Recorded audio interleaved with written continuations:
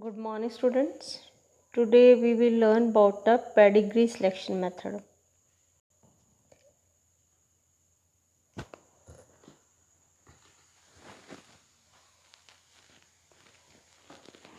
Pedigree selection method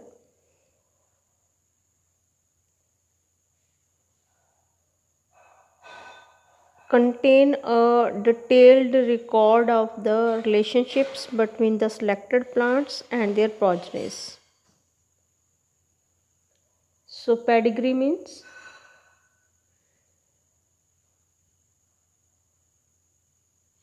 parents progeny, then again parents progeny, the relationship और उसका record मतलब पीढ़ी दर पीढ़ी रिकॉर्ड ਜਿਹੜਾ ਅਸੀਂ ਰੱਖਣਾ ਹੈਗਾ ਉਹਨੂੰ ਅਸੀਂ ਕਹਿੰਦੇ ਪੈਡੀਗਰੀ ਮੈਥਡ ਜਾਂ Pedigree record. So why we need to go for the pedigree selection method? So this pedigree method is helpful in handling of segregating generations. Actually there are three methods by which we can handle the segregating generations or apply to the segregating generations. Number 1 pedigree, number 2 bulk method, and number 3 pack cross method. So pedigree method was given by Love in 1926. Before coming to the procedure,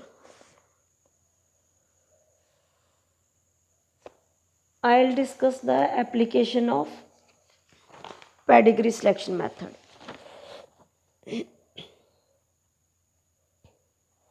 So pedigree method is used for selection from segregating generations of self-pollinated crops.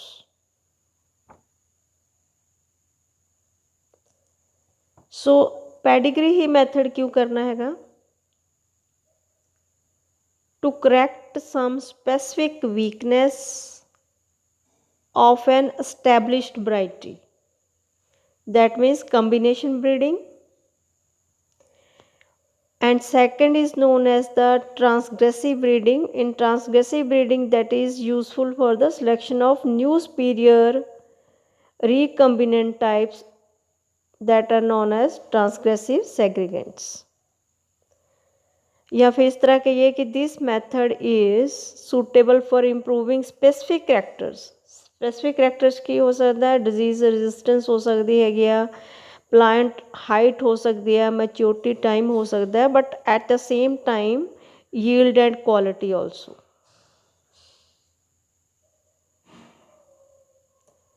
So coming to the procedure, when I coming to the procedure, ਇਹਦੇ ਵਿੱਚ ਅਸੀਂ ਕੀ ਕਰਨਾ ਹੈਗਾ, जो pedigree method है ये किस लिए किया जाता है कि एक एरिया दे विच सपोज इमेजिन करो एक राइस की 2 वराइटीज़ है, ठीक है, और दोनों ही अपनी जगह पॉपुलर है या दोनों ही अपनी जगह दी बेस्ट है। There are 2 varieties of rice, both are very good, their yield is good, quality is good, but only one thing, some agronomic characters are good in first variety and some are in other variety. So we want to make a new variety that will contain the all good characters that are present in first quality and also in the second quality. मतलब rice ਦੀਆਂ 2 varieties हैगियां, दोनों अपनी अपनी जगह बहुत popular हैगियां और दोनों varieties ਦੇ ਵਿੱਚ ਜਿਹੜੇ ਐਗਰੋਨੋਮਿਕ ਕਰੈਕਟਰਿਸਟਿਕਸ ਹੈਗੇ ਆ, ਕੁਝ ਫਸਟ ਵਿੱਚ ਬੈਟਰ ਹੈਗੇ ਆ, ਕੁਝ ਕਿਆ ਹੈ ਸੈਕੰਡ 'ਚ ਬੈਟਰ ਹੈਗੇ। ਹੁਣ ਅਸੀਂ ਚਾਹੁੰਦੇ ਹੈਗੇ ਕਿ ਇਹਨਾਂ ਦੋਨਾਂ ਨੂੰ ਮਿਲਾ ਕੇ ਅਸੀਂ ਇੱਕ ਇੱਦਾਂ ਦੀ ਵਰਾਇਟੀ ਬਣਾ ਦਈਏ ਕਿ ਉਹਦੇ ਵਿੱਚ ਉਹ ਵਾਲੀ ਵਰਾਇਟੀ ਜਿਹੜੀ ਹੋਏ that will be the best, ਮਤਲਬ ਉਹਦੇ ਵਿੱਚ ਦੋਨਾਂ ਦੇ ਹੀ ਕਰੈਕਟਰਿਸਟਿਕਸ ਜਿਹੜੇ ਹੋਣ ਔਰ ਉਹ ਦੋਨਾਂ ਨੂੰ ਮਿਲਾ ਕੇ ਬਣਾਈ ਹੋਈ ਇੱਕ ਰੀਕੰਬੀਨੈਂਟ ਵਰਾਇਟੀ ਹੋਵੇ ਜਿਹੜੀ ਕਿ ਬੈਸਟ ਵਰਾਇਟੀ ਹੋਵੇ। ਜਾਂ ਫਿਰ ਇੱਕ ਅਸੀਂ ਬਣਾ ਸਕਦੇ ਹੈਗੇ ਕਿ ਇੱਕ ਅਸੀਂ ਸਪੈਸੀਫਿਕ ਕਰੈਕਟਰਿਸਟਿਕ ਲੈ ਕੇ ਚੱਲਣਾ ਹੈ ਕਿ ਅਸੀਂ ਉਹਦਾ ਮੈਚਿਓਰਟੀ ਟਾਈਮ ਚੇਂਜ ਕਰਨਾ ਹੈਗਾ ਜਾਂ ਫਿਰ ਉਹਦਾ ਐਗਰੋਨੋਮਿਕ ਕਰੈਕਟਰਿਸਟਿਕ 'ਚ ਅਸੀਂ ਰੈਜ਼ਿਸਟੈਂਸ ਚੇਂਜ ਕਰਨੀ ਹੈਗੀ ਆ, but at the same time yield ਔਰ ਕੁਆਲਿਟੀ ਨੂੰ ਵੀ ਜਿਹੜਾ ਹੈਗਾ ਐਨਹਾਂਸ ਕਰਨਾ ਹੈਗਾ। ਅਤੇ ਕਮਿੰਗ ਟੂ ਦਾ ਪ੍ਰੋਸੀਜਰ 'ਚ ਆਪਾਂ ਕੀ ਕਰਨਾ ਹੈ ਕਿ ਇਹ ਟੋਟਲ ਜਿਹੜਾ ਹੈਗਾ ਪੈਡੀਗਰੀ ਸਿਲੈਕਸ਼ਨ ਮੈਥਡ ਹੈਗਾ ਇਹਦੇ ਵਿੱਚ ਸਾਨੂੰ ਟਾਈਮ ਚਾਹੀਦਾ ਹੈਗਾ 12 ਈਅਰਸ। ਫਸਟ ਈਅਰ ਆਪਾਂ ਕੀ ਕਰਨਾ ਹੈਗਾ ਪੇਰੈਂਟਸ P1 ਐਂਡ P2, ਮਤਲਬ ਇਹ ਅਸੀਂ ਦੋਨੋਂ ਵਰਾਇਟੀ ਲੈ ਲਈਆਂ।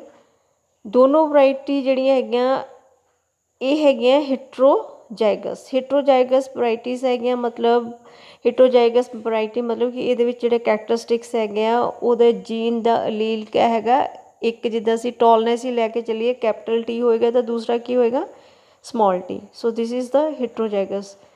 So what is our aim? Our aim is to convert this heterozygous character into homozygous। ਮਤਲਬ ਜਦੋਂ ਤੱਕ ਅਸੀਂ ਪ੍ਰੀਲਿਮ ਟਰਾਇਲ ਕਰਨੇ ਉਸ ਤੋਂ ਪਹਿਲਾਂ ਜਿਹੜਾ ਹੈਗਾ ਅਸੀਂ ਚੈੱਕ ਕਰਨਾ ਕਿ ਹੀਟਰੋਜਾਈਗਸ ਕਰੈਕਟਰਸ ਕਿਆ ਉਹ ਹੋਮੋਜਾਈਗਸ ਕਰੈਕਟਰਸ ਦੇ ਵਿੱਚ ਕਨਵਰਟ ਹੋ ਚੁੱਕਾ ਜਾਂ ਨਹੀਂ। So that's why it's known as a test for the segregating generations. ਵਾਰ ਸੈਗਰੀਗੇਟਿੰਗ ਮੈਂਡਲ ਦਾ ਲਾਅ ਪੜ੍ਹਿਆ ਸੀ, law of segregation. Law of segregation 'ਚ ਕੀ ਹੁੰਦਾ ਕਿ ਅਲੀਲਸ ਜਿਹੜੇ ਹੈਗੇ ਆ ਮਤਲਬ ਕੈਪੀਟਲ T ਔਰ ਸਮਾਲ t ਜਿਹੜੇ ਹੈਗੇ ਆ ਅਗਰ ਜਨਰੇਸ਼ਨ ਆਫਟਰ ਜਨਰੇਸ਼ਨ ਅਸੀਂ ਉਹਨੂੰ ਗਰੋ ਕਰਦੇ ਜਾਵਾਂਗੇ ਤਾਂ ਅਲਟੀਮੇਟਲੀ ਇਹ ਜਿਹੜੇ ਅਲੀਲਸ ਹੈਗੇ ਆ ਉਹ ਸੈਪਰੇਟ ਹੋ ਜਾਣਗੇ, ਸੈਗਰੀਗੇਟ ਹੋ ਜਾਣਗੇ, ਮਤਲਬ ਸੈਪਰੇਟ ਹੋ ਜਾਣਗੇ। ਸੈਪਰੇਟ ਹੋਣ ਤੋਂ ਬਾਅਦ ਕੀ ਹੈਗੇ ਉਹ ਆਪਣੀ ਪੋਜੀਸ਼ਨ ਚੇਂਜ ਕਰਨ ਤੋਂ ਬਾਅਦ ਕੀ ਹੈ ਹੀਟਰੋਜਾਈਗਸ ਫਾਰਮ ਤੋਂ ਉਹ ਹੋਮੋਜਾਈਗਸ ਬਣ ਜਾਣਗੇ। ਸੋ ਸਾਡੇ ਜਿਹੜੇ P1 P2 ਹੈਗੇ ਆ ਇਹ ਦੋਨਾਂ ਦਾ ਜੋ ਅਸੀਂ ਕ੍ਰੋਸ ਕਰਾਂਗੇ ਇਹ ਦੋ ਵਰਾਇਟੀਜ਼ ਹੈਗੀਆਂ। ਇਹਨੂੰ ਅਸੀਂ ਲੈ ਕੇ ਚੱਲਦੇ ਹੈਗੇ ਕਿ ਆਪਣੀ ਜਗ੍ਹਾ ਆਪਣੇ ਏਰੀਆ 'ਚ ਦੀ ਬੈਸਟ ਹੈਗੀਆਂ, ਪਰ ਅਸੀਂ ਇਹਨਾਂ ਦੋਨਾਂ ਨੂੰ ਮਿਲਾ ਕੇ ਇੱਕ ਰੀਕੰਬੀਨੈਂਟ ਵਰਾਇਟੀ ਬਣਾ ਰਹੇ ਹੈਗੇ ਆ। ਔਰ ਇਹ P1 P2 ਦੋਨੋਂ ਕਿਆ ਹੀਟਰੋਜਾਈਗਸ ਹੈ ਪਰ ਅਸੀਂ ਹੋਮੋਜਾਈਗਸ 'ਤੇ ਲੈ ਕੇ ਆਉਣਾ। ਸੋ ਇਹਦੇ ਵਿੱਚ ਰਾਈਟ ਹੈਂਡ ਸਾਈਡ ਦੇਖੋ ਫਸਟ ਈਅਰ ਕਿਆ selected parents planted in a crossing block and crosses are made. ਠੀਕ ਹੈ, ਇਹਨੂੰ ਅਸੀਂ ਕ੍ਰੋਸ ਜਿਹੜਾ ਹੈਗਾ ਕੀਤਾ P1 ਔਰ P ਨੂੰ ਜਿਹੜੀ P1 ਐਂਡ P2 ਨੂੰ ਜਦੋਂ ਅਸੀਂ ਕ੍ਰੋਸ ਕੀਤਾ ਸਾਡੇ ਕੋਲ ਜਨਰੇਸ਼ਨ ਕਿਹੜੀ ਫੀਲੀਅਲ ਜਨਰੇਸ਼ਨ ਆਈ 1 F1 ਆ ਗਈ। F1 ਨੂੰ ਅਸੀਂ ਦੂਸਰੇ ਸਾਲ ਠੀਕ ਹੈ ਇਹਨਾਂ ਨੂੰ ਕ੍ਰੋਸ ਕਰਕੇ ਸਾਡੇ ਕੋਲ ਜਿਹੜੀ F1 ਜਨਰੇਸ਼ਨ ਆਈ ਹੈਗੀ ਆ ਉਹਨੂੰ ਸੈਕਿੰਡ ਈਅਰ ਆਪਾਂ ਕੀ ਕਰਨਾ ਹੈਗਾ ਆ 10 to 30 seeds are space planted. So ਇਹਦੇ ਜਿਹੜੀ ਸੀ ਇਸ ਕ੍ਰੋਸ ਤੋਂ ਸਾਡੇ ਕੋਲ 10 ਤੋਂ ਲੈ ਕੇ 30 ਤੱਕ ਜਿਹੜੇ ਸਾਡੇ ਕੋਲ ਸੀਡ ਆਏ ਹੈਗੇ ਉਹਨਾਂ ਦਾ ਅਸੀਂ ਧਿਆਨ ਕੇ ਰੱਖਣਾ ਹੈਗਾ ਕਿ ਇਹਨਾਂ ਨੂੰ ਅਸੀਂ ਸਪੇਸ ਪਲਾਂਟਡ ਕਰਨਾ ਹੈਗਾ ਕਿ ਜਿਹੜੀ ਨੋਰਮਲ ਸਪੇਸ ਹੈਗੀ ਆ ਉਹਦੇ ਤੋਂ ਜ਼ਿਆਦਾ ਸਪੇਸ 'ਤੇ ਇਹਨਾਂ ਨੂੰ ਲਗਾਉਣਾ ਹੈਗਾ। ਲਗਾਉਣ ਤੋਂ ਬਾਅਦ ਅਸੀਂ ਜਿਹੜਾ ਹੈਗਾ ਇਹਦੇ ਜੋ ਸੀਡ ਹੈਗੇ ਉਹਨਾਂ ਨੂੰ ਅਸੀਂ ਬਲਕ ਹਾਰਵੈਸਟਿੰਗ ਕਰਨੀ ਹੈਗੀ ਆ। ਇੰਡੀਵਿਜੂਅਲ ਹਾਰਵੈਸਟਿੰਗ ਇੱਥੇ ਨਹੀਂ ਆਪਾਂ ਕਰਨੀ, ਇੱਥੇ ਅਸੀਂ ਬਲਕ ਹਾਰਵੈਸਟਿੰਗ ਕਰਨੀ ਹੈਗੀ ਆ। ਅਤੇ ਪਹਿਲੀ ਗੱਲ ਇੱਥੇ ਇੱਕ ਪੁਆਇੰਟ ਹੈਗਾ ਕਿ ਸਪੇਸ ਪਲਾਂਟਡ ਕਿਉਂ ਕਰਨੇ ਹੈਗੇ ਠੀਕ ਹੈ 10 to 30 ਜਿਹੜੇ ਹੈਗੇ ਇਹਨੂੰ ਅਸੀਂ ਸਪੇਸ ਪਲਾਂਟਡ ਕਿਉਂ ਕਰਨਾ ਹੈਗਾ। ਸਪੇਸ ਪਲਾਂਟਡ ਇਹ ਕਰਨਾ ਕਿ ਜਿਹੜੀ ਸਾਡੇ ਕੋਲ F2 ਜਨਰੇਸ਼ਨ ਆਉਣੀ ਹੈਗੀ ਆ ਉਹਦੇ ਵਿੱਚ ਸਾਨੂੰ ਸੀਡ ਦਾ ਨੰਬਰ ਜਿਹੜਾ ਹੈਗਾ ਕਾਫੀ ਜ਼ਿਆਦਾ ਚਾਹੀਦਾ 2000 to 10000। ਅਤੇ ਅਗਰ ਸਾਡੇ ਸਪੇਸ ਪਲਾਂਟ ਜਿਹੜੇ ਹੈਗੇ ਆ ਉਹ ਸਪੇਸਡ ਹੈਗੇ ਆ ਉਹਦੇ ਵਿੱਚ ਨਿਊਟ੍ਰੀਸ਼ਨ ਲਈ ਕੀ ਕਹਿੰਦੇ ਹੈਗੇ ਆ ਕੰਪੀਟੀਸ਼ਨ ਘੱਟ ਹੋਏਗਾ, ਸਨਲਾਈਟ ਅੱਛੀ ਹੋਏਗੀ ਅਤੇ ਜਿਹੜੇ 10 to 30 ਪਲਾਂਟਸ ਜਿਹੜੇ ਹੈਗੇ ਆ ਇਹਨਾਂ ਨੂੰ ਗਰੋ ਕਰਨ ਦਾ ਮੌਕਾ ਅੱਛਾ ਮਿਲ ਜਾਏਗਾ। ਇੱਥੇ ਅਸੀਂ ਕੋਈ ਸਿਲੈਕਸ਼ਨ ਨਹੀਂ ਕਰਨੀ, ਅਸੀਂ ਸਿੱਧਾ ਪਲਾਂਟਸ ਦੇ ਸੀਡ ਹਾਰਵੈਸਟ ਕੀਤੇ ਸਭ ਨੂੰ ਇਕੱਠਾ ਬਲਕ ਕਰਕੇ ਉਸ ਤੋਂ ਬਾਅਦ ਅਸੀਂ ਇੱਥੇ ਸਾਡੇ ਕੋਲ ਜਨਰੇਸ਼ਨ ਕਿਹੜੀ ਆ ਗਈ ਇਹ ਜਿਹੜੇ ਅਸੀਂ ਪਲਾਂਟ ਸਾਰੇ ਬਲਕ ਇਕੱਠੇ ਕਰ ਲਿੱਤੇ ਹੈਗੇ F2 ਜਨਰੇਸ਼ਨ। F2 ਜਨਰੇਸ਼ਨ ਨੂੰ ਅਸੀਂ ਦੁਬਾਰਾ ਕਦੋਂ ਬੀਜਣਾ ਹੈਗਾ ਤੀਜੇ ਸਾਲ ਅਸੀਂ ਧਿਆਨ ਰੱਖਣਾ ਹੈਗਾ ਕਿ ਅਗੇਨ 2000 to 10000 ਅਸੀਂ ਸੀਡ ਜਿਹੜੇ ਹੈਗੇ ਆ ਉਹਨਾਂ ਨੂੰ ਸਪੇਸ ਪਲਾਂਟਡ ਕਰਨਾ ਹੈਗਾ। ਠੀਕ ਹੈ, ਵੱਡਾ ਖੇਤ ਲਵਾਂਗੇ ਉਹਨੂੰ ਸਪੇਸ ਪਲਾਂਟਡ ਕਰਾਂਗੇ 2000 ਤੋਂ 10000 ਦੇ ਵਿੱਚ। ਅਤੇ F1 ਜਨਰੇਸ਼ਨ ਦੇ ਵਿੱਚ ਹੁਣ ਅਸੀਂ ਹਾਰਵੈਸਟਿੰਗ ਕਰਨੀ ਹੈ ਇੱਥੇ ਹਾਰਵੈਸਟਿੰਗ ਸਿਲੈਕਟ ਕਰਨੇ ਅਸੀਂ ਸੁਪੀਰੀਅਰ ਪਲਾਂਟਸ। ਠੀਕ ਹੈ, ਇਹਦੇ ਵਿੱਚੋਂ ਅਸੀਂ ਦੇਖਾਂਗੇ ਐਗਰੋਨੋਮਿਕਲੀ ਤੁਸੀਂ ਇੱਕ ਕਰੈਕਟਰ ਲੈ ਕੇ ਚਲੇ ਜਾਓ, ਕਰੈਕਟਰ ਲੈ ਲਓ ਟੋਲਨੈਸ ਦੇਖਣੀ ਹੈ ਜਾਂ ਡਵਾਰਫਨੈਸ ਦੇਖਣੀ ਹੈਗੀ ਹੈ ਜਾਂ ਫਿਰ ਤੁਸੀਂ ਰੈਜ਼ਿਸਟੈਂਸ ਦੇਖਣੀ ਹੈਗੀ ਹੈ। ਐਗਰੋਨੋਮਿਕ ਕਰੈਕਟਰਿਸਟਿਕ ਦੇ ਬੇਸਿਸ 'ਤੇ ਇੱਥੇ ਸਕਿੱਲ ਜਿਹੜੀ ਹੈਗੀ ਹੈ ਪਲਾਂਟ ਬਰੀਡਰ ਦੀ ਸਕਿੱਲ ਜਿਹੜੀ ਹੈਗੀ ਆ ਉਹ ਕੰਮ ਆਏਗੀ। ਉਹਨਾਂ ਨੇ ਇਹਦੇ ਵਿੱਚੋਂ ਕਿੰਨੇ ਪਲਾਂਟ ਸਿਲੈਕਟ ਕਰਨੇ ਆ, ਸੁਪੀਰੀਅਰ ਪਲਾਂਟ 100 to 500 ਸਿਲੈਕਟ ਕਰ ਲਿੱਤੇ। ਜਿਹੜੇ 100 to 500 ਪਲਾਂਟ ਹੈਗੇ ਉਹ ਸਾਡੀ ਕਿਹੜੀ ਜਨਰੇਸ਼ਨ ਹੋ ਗਈ, F3 ਜਨਰੇਸ਼ਨ। 100 to 500 ਦੇ ਵਿੱਚ ਜਿਹੜੇ ਅਸੀਂ ਪਲਾਂਟ ਹੈਗੇ ਆ ਅਸੀਂ ਸਿਲੈਕਟ ਕੀਤੇ ਹੈਗੇ, ਉਹਨੂੰ ਅਸੀਂ ਚੌਥੇ ਸਾਲ 4th ਈਅਰ ਅਸੀਂ ਉਹ ਕਰਨਾ ਹੈਗਾ, ਪਲਾਂਟੇਸ਼ਨ ਉਹਦੀ ਕਰਨੀ ਹੈ 4th ਈਅਰ 'ਚ। 4th ਈਅਰ 'ਚ ਹੁਣ ਜਦੋਂ ਅਸੀਂ ਪਲਾਂਟੇਸ਼ਨ ਕਰਨੀ ਤਾਂ ਸਪੋਜ਼ 100 to 500 'ਚ ਅਸੀਂ ਅੰਦਾਜ਼ੇ ਨਾਲ ਲੈ ਲੈਂਦੇ ਕਿ ਅਸੀਂ 250 ਪਲਾਂਟ ਜਿਹੜਾ ਹੈਗਾ ਸੀਡ ਜਿਹੜਾ ਹੈਗਾ ਉਹਨੂੰ ਅਸੀਂ ਲਗਾਉਣਾ ਹੈਗਾ। ਅਤੇ ਲੇਕਿਨ ਇੱਥੇ ਅਸੀਂ ਜਿਹੜਾ ਲਗਾਉਣਾ ਹੈਗਾ ਇੰਡੀਵਿਜੂਅਲ ਪਲਾਂਟ ਪ੍ਰੋਜਨੀਸ ਸਪੇਸ ਪਲਾਂਟਡ ਕਰਨੀ ਹੈਗੀ, ਇੰਡੀਵਿਜੂਅਲ ਪਲਾਂਟ ਪ੍ਰੋਜਨੀਸ ਬਣਾਉਣੀਆਂ ਹੈਗੀਆਂ, ਇੰਡੀਵਿਜੂਅਲਸ ਰੋ ਲਗਾਉਣੀਆਂ ਹੈਗੀਆਂ ਇਹਨਾਂ ਦੇ 250 ਪਲਾਂਟਸ ਦੀਆਂ। ਅਤੇ ਉਹਦੇ ਵਿੱਚ ਜਿਹੜੀਆਂ ਅਸੀਂ ਇਹਦੇ ਵਿੱਚੋਂ ਸੁਪੀਰੀਅਰ ਪਲਾਂਟ ਸਿਲੈਕਟ ਕਰਨੇ ਹੈਗੇ ਆ from superior progenies. Superior plants from superior progenies ਦਾ ਮਤਲਬ ਕੀ ਹੈਗਾ ਕਿ ਇਹਦੇ ਵਿੱਚ ਜਿਹੜੀਆਂ ਸਾਨੂੰ ਪ੍ਰੋਜਨੀਸ ਇਹਨਾਂ ਰੋਜ਼ ਦੇ ਵਿੱਚ ਜਿਹੜੀਆਂ ਲੱਗ ਰਹੀ ਹੈਗੀ ਕਿ ਜਿਹੜੀਆਂ ਰੋਜ਼ ਦੇ ਵਿੱਚ ਪਲਾਂਟ ਸੁਪੀਰੀਅਰ ਹੈਗੇ ਆ ਉਹਨਾਂ ਨੂੰ ਅਸੀਂ ਉਹਨਾਂ ਪ੍ਰੋਜਨੀਸ ਨੂੰ ਅਸੀਂ ਰੋਜ਼ ਦੇ ਵਿੱਚੋਂ ਉਠਾ ਲੈਣਾ ਹੈਗਾ। ਇਹ ਉਸ ਤੋਂ ਬਾਅਦ ਅਸੀਂ ਇਹ ਜਿਹੜੇ ਸਾਡੇ ਕੋਲ ਸੁਪੀਰੀਅਰ ਪਲਾਂਟਸ ਆ ਗਏ ਇਹਨਾਂ ਰੋਜ਼ ਦੇ ਵਿੱਚ ਜਾਂ ਪ੍ਰੋਜਨੀਸ ਜਿਹੜੀਆਂ ਸਾਡੇ ਕੋਲ ਆ ਗਈਆਂ ਹੈਗੀਆਂ, ਇਹਨੂੰ ਅਸੀਂ ਫਿਰ ਜਿਹੜਾ 5th ਈਅਰ ਅਸੀਂ ਕੀ ਕਰਨਾ ਹੈਗਾ, ਜਿੱਦਾਂ ਅਸੀਂ 4th ਈਅਰ 'ਚ ਕੀਤਾ ਹੈਗਾ ਸੇਮ, 3rd ਈਅਰ 'ਚ ਜਿੱਦਾਂ ਅਸੀਂ ਕੀਤਾ ਹੈਗਾ ਸੇਮ ਅਸੀਂ ਉਵੇਂ ਹੀ ਕਰਨਾ ਹੈਗਾ ਕਿ as in 1 and 2 in the F3 generation ਜਿੱਦਾਂ ਅਸੀਂ ਕੀਤੀ ਹੈਗੀ ਆ। ਮਤਲਬ ਇਹਦੇ ਵਿੱਚ ਫਿਰ ਇਹਨਾਂ ਨੂੰ ਅਸੀਂ ਸੇਮ ਰੋਜ਼ ਦੇ ਵਿੱਚ ਹੀ ਲਗਾਉਣਾ ਹੈਗਾ ਜਿਹੜਾ ਸੁਪੀਰੀਅਰ ਪਲਾਂਟਸ ਹੈਗੇ ਆ, ਅਤੇ ਰੋਜ਼ 'ਚ ਲਗਾ ਕੇ ਉਹਦੇ ਵਿੱਚੋਂ ਜਿਹੜੇ ਇੰਡੀਵਿਜੂਅਲ ਪਲਾਂਟਸ ਨੂੰ ਅਸੀਂ ਰੋਜ਼ 'ਚ ਲਗਾਉਣਾ ਹੈਗਾ ਅਤੇ ਉਹਨਾਂ ਨੂੰ ਅਸੀਂ ਸੁਪੀਰੀਅਰ ਪਲਾਂਟ ਜਿਹੜੇ ਉੱਤੋਂ ਜਿਹੜੇ ਹੈਗੇ ਸੁਪੀਰੀਅਰ ਪ੍ਰੋਜਨੀਸ ਦੇ ਵਿੱਚੋਂ ਅਸੀਂ ਸੁਪੀਰੀਅਰ ਪਲਾਂਟਸ ਨੂੰ ਸਿਲੈਕਟ ਕਰ ਲਿੱਤਾ ਹੈਗਾ। ਹੁਣ 6th ਈਅਰ 'ਚ ਇਹ ਸਾਡੇ ਕੋਲ ਆ ਗਈ F4 ਜਨਰੇਸ਼ਨ ਜਿਹੜੀ ਹੈਗੀ ਆ। F4 ਜਨਰੇਸ਼ਨ ਨੂੰ ਅਸੀਂ 6th ਈਅਰ ਦੇ ਵਿੱਚ ਜਿਹੜਾ ਗਰੋ ਕਰਾਂਗੇ। ਉਹ F4 ਤੋਂ ਬਾਅਦ ਜਿਹੜੀ ਸਾਡੀ F5 ਜਨਰੇਸ਼ਨ ਆਈ ਹੈ ਉਹਨੂੰ ਅਸੀਂ 6th ਈਅਰ ਦੇ ਵਿੱਚ ਗਰੋ ਕਰਨਾ ਹੈਗਾ। ਗਰੋ ਕਰਨ ਲਈ ਅਸੀਂ ਟ੍ਰਿਪਲ ਰੋ ਜਾਂ ਮਲਟੀ ਰੋ ਪਲਾਟ ਕਹਿੰਦੇ ਉਹਨੂੰ। ਟ੍ਰਿਪਲ ਰੋ ਜਾਂ ਮਲਟੀ ਰੋ ਪਲਾਂਟ ਦੇ ਵਿੱਚ ਅਸੀਂ ਕੀ ਕਰਨਾ ਕਿ ਜਿਹੜੇ ਅਸੀਂ ਇੰਡੀਵਿਜੂਅਲ ਪਲਾਂਟ ਪ੍ਰੋਜਨੀ ਲਈਆਂ ਸੀ ਸੁਪੀਰੀਅਰ, ਉਹਨਾਂ ਦੀਆਂ ਮਤਲਬ ਅਸੀਂ 3-3 ਰੋ ਬਣਾਉਣੀਆਂ ਹੈਗੀਆਂ, ਉਹਨੂੰ ਟ੍ਰਿਪਲੀਕੇਟ 'ਚ ਲਗਾਉਣਾ ਕਹਿ ਲਓ, ਠੀਕ ਹੈ। ਇੰਡੀਵਿਜੂਅਲ ਪਲਾਂਟ ਪ੍ਰੋਜਨੀ ਪਲਾਂਟਡ ਇਨ ਮਲਟੀ ਰੋ ਪਲਾਂਟਸ। ਅਤੇ ਅਸੀਂ ਜਦੋਂ ਉਹਨੂੰ ਟ੍ਰਿਪਲੀਕੇਟ 'ਚ ਲਗਾ ਲਿਆ 3-3 ਰੋ ਦੇ ਵਿੱਚ ਜਿਹੜੀ ਹੈਗੀ ਹੈ ਇੱਕ ਇੰਡੀਵਿਜੂਅਲ ਪਲਾਂਟ ਪ੍ਰੋਜਨੀ ਨੂੰ ਲਗਾਇਆ, ਅਤੇ ਉਹਨਾਂ ਦੇ ਵਿੱਚੋਂ ਅਸੀਂ ਦੇਖਣਾ ਹੈਗਾ ਕਿ superior plant selected from superior progenies, ਕਿ ਕਿਹੜੇ ਜਿਹੜੇ ਹੈਗੇ ਆ ਪਲਾਂਟ ਜਿਹੜੇ ਹੈਗੇ ਅਸੀਂ ਰੋਜ਼ ਦੇ ਵਿੱਚ ਲਗਾਏ ਹੈਗੇ ਆ ਕਿਹੜੇ ਬਿਲਕੁਲ ਆਪਸ 'ਚ ਮਿਲਦੇ ਹੈਗੇ ਆ। ਇੱਥੇ ਅਸੀਂ ਇਹ ਦੇਖਣਾ ਕਿ ਆਪਸ ਦੇ ਵਿੱਚ ਕਿਹਨਾਂ ਦੀ ਰਿਜ਼ੈਂਬਲੈਂਸ ਹੈਗੀ ਆ। ਐਕਚੁਅਲੀ ਆਪਾਂ ਕੀ ਚੈੱਕ ਕਰ ਰਹੇ ਹਾਂ, ਅਸੀਂ ਹੋਮੋਜੈਨਿਸਿਟੀ ਚੈੱਕ ਕਰ ਰਹੇ ਹੈਗੇ ਆ, ਕਿਉਂਕਿ ਹੀਟਰੋਜੈਨਿਸਿਟੀ ਤੋਂ ਅਸੀਂ ਸਟਾਰਟ ਕੀਤਾ ਨਾ। ਹੋਮੋਜਾਈਗਸ ਅਸੀਂ ਹੋਮੋਜਾਈਗਸ ਦੇਖਣਾ ਹੈਗਾ ਕਿਆ ਹੁਣ ਆਪਸ ਦੇ ਵਿੱਚ ਉਹ ਮਿਲਦੇ ਹੈਗੇ ਆ। ਸਪੋਜ਼ ਸਾਡਾ F5 ਜਿਹੜਾ ਹੈਗਾ F5 ਦੇ ਵਿੱਚ ਅਸੀਂ F5 ਅਤੇ F6 ਦੀ ਗੱਲ ਕਰ ਰਹੇ ਹੈਗੇ ਆ। ਸਪੋਜ਼ ਸਾਡਾ ਜਿਹੜਾ ਹੈਗਾ F5 'ਚ ਅਸੀਂ 1 2 3 4 5 6 7 ਹਾਂ 7 ਟ੍ਰਿਪਲੇਟਸ ਲਗਾਈਆਂ ਹੋਈ ਨਾ। 7 ਟ੍ਰਿਪਲੇਟਸ ਸਪੋਜ਼ ਸਾਡੀਆਂ 3 ਜਿਹੜੀਆਂ ਹੈਗੀਆਂ ਉਹ ਟ੍ਰਿਪਲੇਟਸ ਜਿਹੜੀਆਂ ਹੈਗੀਆਂ ਉਹ ਐਗਜ਼ੈਕਟਲੀ ਸੇਮ ਨਹੀਂ ਹੈਗੀਆਂ, ਅਤੇ 4 ਜਿਹੜੀਆਂ ਹੈਗੀਆਂ ਐਗਜ਼ੈਕਟਲੀ ਸੇਮ ਹੈਗੀਆਂ। ਹੁਣ ਜਿਹੜੀਆਂ ਐਗਜ਼ੈਕਟਲੀ ਸੇਮ ਸੀਗੀਆਂ ਉਹਨਾਂ 4 ਨੂੰ ਅਸੀਂ ਕੀ ਕੀਤਾ ਹੈਗਾ ਅੱਗੇ ਲੈ ਆਏ, ਅਤੇ ਅੱਗੇ ਲਗਾ ਕੇ ਅਸੀਂ ਉਹਨਾਂ ਐਗਜ਼ੈਕਟਲੀ 4 ਦੇ ਫਿਰ ਟ੍ਰਿਪਲੀਕੇਟ ਲਗਾਏ ਹੈਗੇ। ਟ੍ਰਿਪਲੀਕੇਟ ਲਗਾਉਣ ਤੋਂ ਬਾਅਦ ਉਹਦੇ ਵਿੱਚੋਂ ਜਿਹੜੇ ਤਾਂ ਸਾਨੂੰ ਕਨਫਰਮਡ ਹੈਗੇ ਆ 4 ਜਿਹੜੇ ਟ੍ਰਿਪਲੀਕੇਟ ਅਸੀਂ ਲਗਾਏ ਆ ਉਹਨੂੰ ਅਸੀਂ ਪਾ ਦੇਣਾ ਹੈਗਾ 7th ਈਅਰ ਦੇ ਵਿੱਚ ਪ੍ਰੀਲਿਮਿਨਰੀ ਟਰਾਇਲ 'ਤੇ, ਠੀਕ ਹੈ। ਪ੍ਰੀਲਿਮਿਨਰੀ ਟਰਾਇਲ 'ਤੇ ਪਾ ਦੇਣਾ ਜਿਹੜੇ ਐਗਜ਼ੈਕਟਲੀ ਸੇਮ ਹੈਗੇ ਆ, ਅਤੇ ਜਿਹੜੇ 3 ਹੈਗੇ ਆ ਉਹਨਾਂ ਨੂੰ ਅਸੀਂ ਜਿਹੜੇ 3 ਹੈਗੇ ਆ ਉਹਨਾਂ ਨੂੰ ਅਗੇਨ ਇੱਕ ਮੌਕਾ ਦੇਣਾ ਹੈਗਾ, ਠੀਕ ਹੈ। ਅਸੀਂ ਉਹਨਾਂ ਨੂੰ 6th ਈਅਰ 'ਚ ਜਿਹੜੇ 3 ਸਾਡੇ ਰਹਿ ਗਏ ਉਹਨਾਂ ਨੂੰ ਇੱਕ ਅਸੀਂ ਹੋਰ ਚਾਂਸ ਦੇਵਾਂਗੇ ਕਿ ਉਹ 7th ਈਅਰ ਦੇ ਵਿੱਚ ਕਿਆ ਉਹਨਾਂ ਦੇ ਵਿੱਚ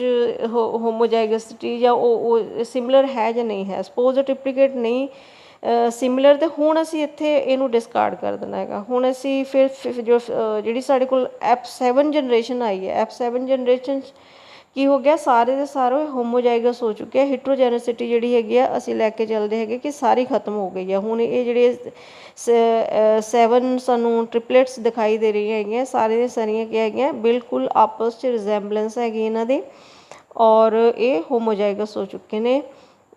ਔਰ ਇਹਨਾਂ ਨੂੰ ਅਸੀਂ ਕੀ ਕਰਨਾ ਹੈਗਾ F7 ਜਨਰੇਸ਼ਨ ਨੂੰ 8ਵੇਂ ਸਾਲ ਜਾ ਕੇ ਇਹਦੇ ਪ੍ਰੀਲਿਮ ਯੀਲਡ ਟਰਾਇਲ ਕਰਨੇ ਹੈਗੇ। ਪ੍ਰੀਲਿਮ ਯੀਲਡ ਟ੍ਰਾਇਲ ਕਰਨੇ ਹੈਗੇ ਆ ਜਾਂ ਕੁਆਲਿਟੀ ਟੈਸਟ ਕਰਨੇ ਹੈਗੇ ਆ। ਪ੍ਰੀਲਿਮ ਯੀਲਡ ਟ੍ਰਾਇਲ ਅਸੀਂ ਕੀ ਕਰਦੇ ਹੈਗੇ, ਪ੍ਰੀਲਿਮ ਯੀਲਡ ਟ੍ਰਾਇਲ 'ਚ ਅਸੀਂ ਸੇਮ ਮਾਸ ਸਿਲੈਕਸ਼ਨ ਦੇ ਵਿੱਚ ਜਿੱਦਾਂ ਕੀਤਾ ਸੀ, ਪਿਓਰ ਲਾਈਨ ਸਿਲੈਕਸ਼ਨ 'ਚ ਕੀਤਾ ਸੀਗਾ ਕਿ ਇਹਨਾਂ ਨੂੰ ਅਸੀਂ ਦੇਖਣਾ ਹੈਗਾ ਹੈ ਕਿ ਇਹਨਾਂ ਦਾ ਯੀਲਡ ਕਿੰਨੀ ਹੈਗੀ ਆ ਕੰਪੇਅਰ ਵਿਦ ਦਾ ਚੈੱਕ। ਉਸ ਏਰੀਆ ਜਿਸ ਏਰੀਆ 'ਚ ਅਸੀਂ ਲਗਾਇਆ ਉਸ ਏਰੀਆ ਦੀ ਬੈਸਟ ਕੁਆਲਿਟੀ ਦੇ ਚੈੱਕਸ ਦੇ ਨਾਲ ਕੁਆਲਿਟੀ ਚੈੱਕ ਕਰਨੀ ਹੈਗੀ ਆ। ਕੁਆਲਿਟੀ ਚੈੱਕ 'ਚ ਜਿਹੜੇ ਬੈਸਟ ਹੈਗੇ ਆ ਉਹਨਾਂ ਨੂੰ ਫਰਦਰ ਅਸੀਂ 3 ਸਾਲ ਵਾਸਤੇ ਕੋਆਰਡੀਨੇਟਡ ਯੀਲਡ ਟ੍ਰਾਇਲ ਕਰਦੇ ਅਸੀਂ 9th 11th 9th 10th and 11th 3 ਸਾਲ ਜਿਹੜੇ ਕੋਆਰਡੀਨੇਟਡ ਯੀਲਡ ਟ੍ਰਾਇਲ ਪਾ ਦਿੱਤੇ ਆ। ਕੋਆਰਡੀਨੇਟਡ ਯੀਲਡ ਟ੍ਰਾਇਲ ਦੇ ਵਿੱਚ ਅਸੀਂ ਕੀ ਕਰਨਾ ਹੈਗਾ, ਓਵਰਆਲ ਇੰਡੀਆ ਜਿਹੜਾ ਅਲੱਗ-ਅਲੱਗ ਜਗ੍ਹਾ 'ਤੇ ਉੱਥੇ ਦੀਆਂ ਬੈਸਟ ਚੈੱਕ ਵਰਾਇਟੀਜ਼ ਦੇ ਨਾਲ ਕੰਪੇਅਰ ਕਰਨਾ ਹੈਗਾ। ਜੇ ਸਪੋਜ਼ ਸਾਡੀ ਮਹਾਰਾਸ਼ਟਰ ਦੇ ਵਿੱਚ ਇਹ ਜਿਹੜੀ ਅਸੀਂ ਸਪੋਜ਼ ਰਾਈਸ ਦੀ ਵਰਾਇਟੀ ਸੀਗੀ ਉਹ ਉੱਥੇ ਜਾ ਕੇ ਚੈੱਕ ਕੀਤੀ ਹੈਗੀ ਆ ਅਤੇ ਸਾਡੇ ਮਹਾਰਾਸ਼ਟਰ 'ਚ ਰਿਜ਼ਲਟ ਅੱਛੇ ਆ ਰਹੇ ਹੈਗੇ ਆ, ਰਾਜਸਥਾਨ 'ਚ ਅੱਛੇ ਆ ਰਹੇ ਹੈਗੇ ਆ, ਜਾਂ ਫਿਰ ਇੱਧਰ ਅਸੀਂ ਸਾਊਥ ਦੇ ਵਿੱਚ ਕਿਸੇ ਜਗ੍ਹਾ 'ਤੇ ਅਸੀਂ ਲਗਾ ਦਿੱਤੇ ਹੈਗੇ ਅਤੇ ਉੱਥੇ ਜਗ੍ਹਾ ਗਏ ਅਸੀਂ ਤਿੰਨਾਂ ਜਗ੍ਹਾ 'ਤੇ ਕੀ ਕਰਾਂਗੇ, ਇਸ ਵਰਾਇਟੀ ਨੂੰ ਰਿਲੀਜ਼ ਕਰ ਦਿੱਤਾ ਜਾਏਗਾ। ਔਰ ਉਹਦਾ ਜਿਹੜੇ ਹੈਗੇ ਆ ਰਿਲੀਜ਼ ਕਰਵਾ ਤੋਂ ਬਾਅਦ ਅਸੀਂ ਜਿਹੜੇ ਰਿਲੀਜ਼ ਕਰਨ ਤੋਂ ਬਾਅਦ ਅਸੀਂ 12th ਈਅਰ ਦੇ ਵਿੱਚ ਉਹਨੂੰ ਐਟ ਲਾਰਜ ਸਕੇਲ ਜਿਹੜਾ ਪ੍ਰੋਡਿਊਸ ਕਰਨਾ, ਮਲਟੀਪਲੀਕੇਸ਼ਨ ਕਰਦੇ ਹੈਗੇ ਆ। ਮਲਟੀਪਲੀਕੇਸ਼ਨ ਸਾਨੂੰ ਕਿਉਂ ਕਰਨੀ ਹੁੰਦੀ ਹੈ, so that we can distribute it to the this thing distribute it to the farmers, or we can distribute it to the national seed corporations or state seed corporations also, so that they can convert the breeder seed into the certified seeds and then distribute to the farmers. So this is the whole scheme how to produce the new variety or recombinant variety or improved variety from the or homozygous characteristics of the self-pollinating variety from a heterozygous two varieties of the same plants.